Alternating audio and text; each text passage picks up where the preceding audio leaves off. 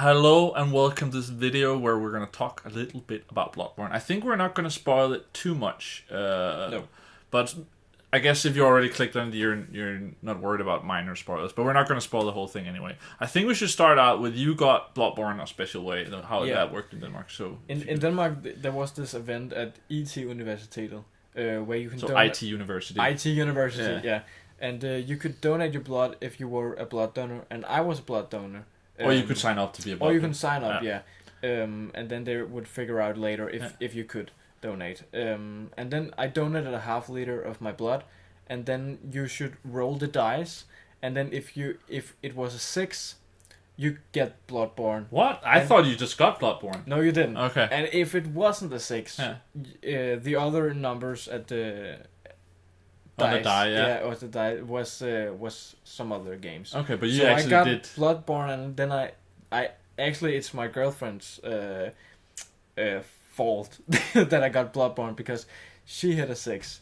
Oh, so she donated blood as well? Yeah. Okay. We are both blood donors, and then I rolled a 3, and then I got God of War, which I didn't. Okay. I didn't have. Ascension or It's for PS3.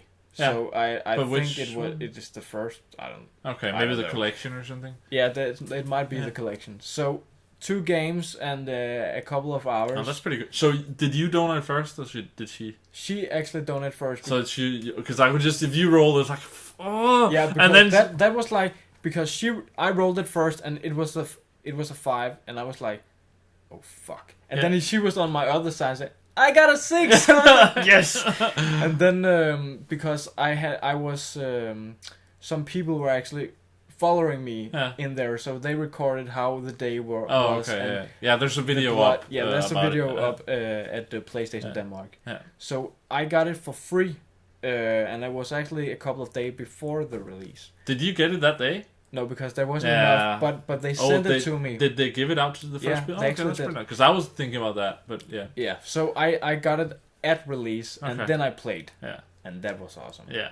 Yeah, so Bloodborne, neither of us has really played Soul games before. No. I played like a couple hours of some of them at work to test it out.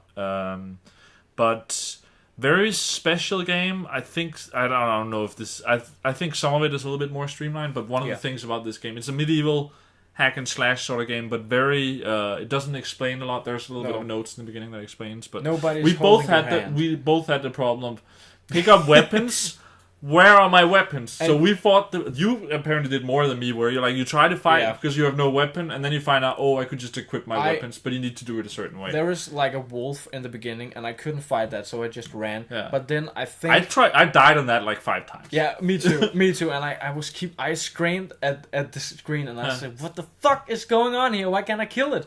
And then later on, I think I killed 5 or 7 guys with only hands, and they are hard guys. They are very hard, and I was like, this is gonna be a very long game because if I don't have any weapons or if they damage a very low amount of damage, then this is gonna take forever to. So that I think that's one of the first pro tips for people who are just jumping into it.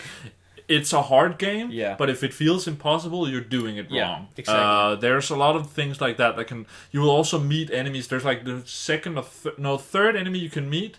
If you go to the right after the gate, there's a big guy with a cleaver. Yeah. Don't fight him. Yeah. And they sort of I think it's really good at teach. It doesn't tell you anything basically, but it lets you learn a lot of really good things about the game, how it works. Yeah. How, as I said, if it's too hard, you're probably doing it wrong. There are enemies you should not fight. The way the system works you have blood, which is both your XP and your currency for buying stuff. So whenever you kill enemies, you pick up blood. Yeah.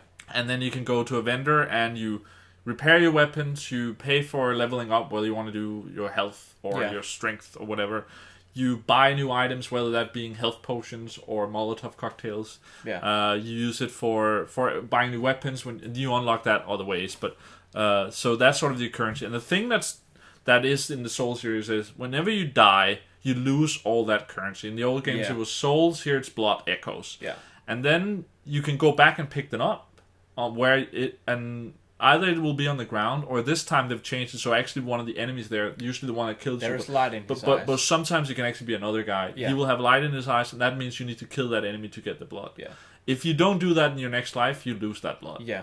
Then you'll be able to get the stuff that you had while you died that way. But which can be 0. Yeah, but I've had like the other day I had like 25,000 blood echoes that I lost. Went back to try to get it, died, so I lost the 25,000. But I had reached 6,000 by just trying to get there. Yeah. So then it's like, oh, do I want to go back? One of the things is you need to figure out when is it worth going for that. Yeah, exactly. Sometimes you just gotta be. It's not worth it. Yeah. I'm. For instance, if it's a tough boss, you're like, I can't beat this one right now, so don't go for it. Yeah, because I think that's a good tip as well. I think that's also a pro tip. Don't waste your blood echoes. Or health potions or molotovs. Don't waste it. If you're gonna fight a boss, then you need to go back because you're gonna be so sad that you lost all these blood echoes to a boss, because you have to fight him again to get them back, and if you don't make it in the second try, they're lost. Yeah, and the thing is, you keep all your gear when you die. Yeah. But if I go in and spend 10 health potions and don't beat the boss, then the next time I come back, I don't have those 10. Yeah. So you can stack some up at your like base.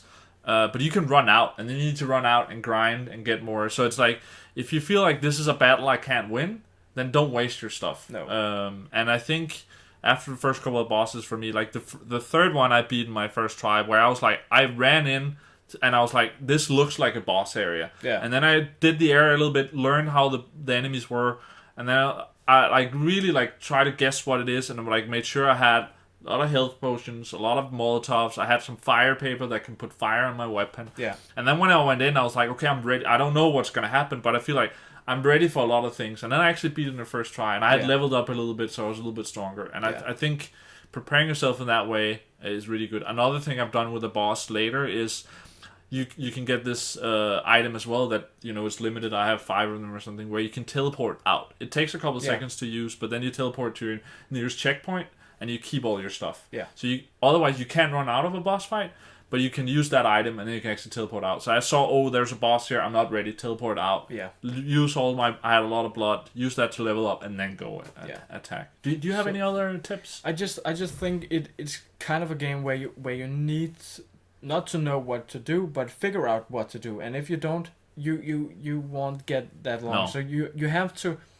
You have to say, I'm sitting here for the next couple of hours, and then be ready for the grind. Yeah, and also try to learn how the game works, because nobody is holding your hand. Yeah. You got no clue. You got to be in the right state of mind to sort of play. and you get some tips. There is a couple of notes, but they usually just tell you this item does that. Yeah. But they don't give you. But any then later, advice. other people, you can leave notes for each other. Yeah, that's right. I saw one that was like, oh, jump down here, and then I jumped down, and then I died.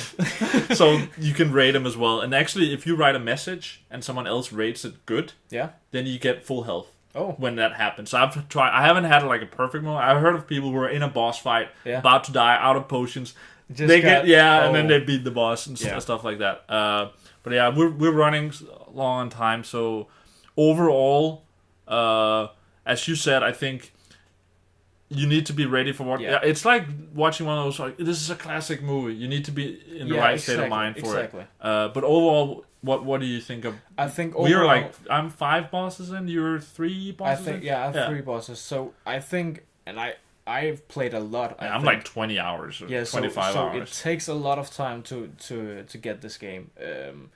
And I think even though I played very many hours, I don't think I get it. No, you're slowly learning. Yeah, and that's the thing about this game. You think you don't get it all the way. So I like that there is so many hours in it, and you have to be in the right state of mind. And I didn't think I would kind of like it at all. If I haven't got it for free, I probably wouldn't have bought it. No. So I'm very glad that I got it for free and find out that this is actually a very great game, and maybe I could see myself playing Dark Souls. Yeah.